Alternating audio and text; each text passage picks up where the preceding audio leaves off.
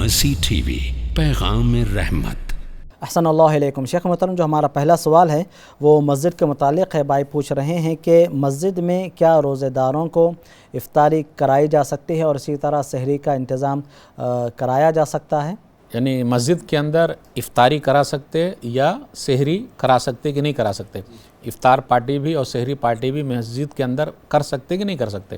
اس سلسلے میں تو یہ ہے کہ پہلے ہمیں اور آپ کو مسجد کے اس حصے کو چننا ہے جہاں نماز پڑھنے والے نہ ہو اور جہاں آسانی سے لوگوں کا آنا جانا ہو۔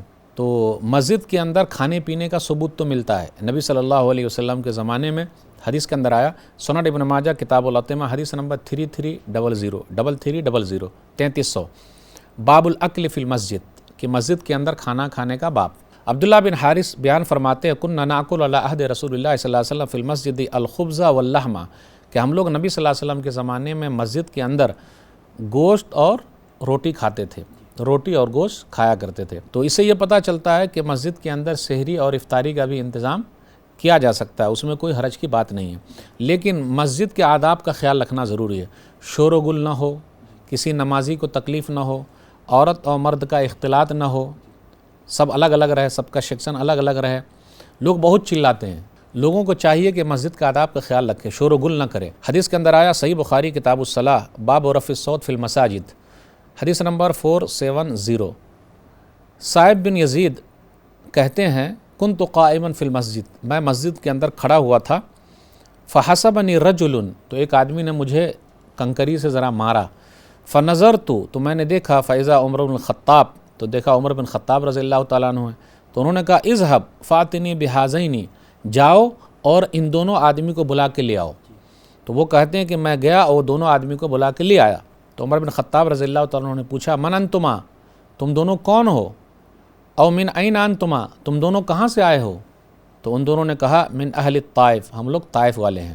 عمر بن خطاب رضی اللہ تعالیٰ عنہ نے کہا، لو کنتما من اہل البلد لاوجعتکما ترفعان اصواتکما فی مسجد رسول اللہ صلی اللہ علیہ وسلم، اگر تم اس شہر کے ہوتے تو میں تم دونوں کو بہت مارتا، سختی کرتا، کیونکہ تم دونوں مسجد کے اندر چلا رہے ہو، شور کر رہے ہو، آواز بلند کر رہے ہو۔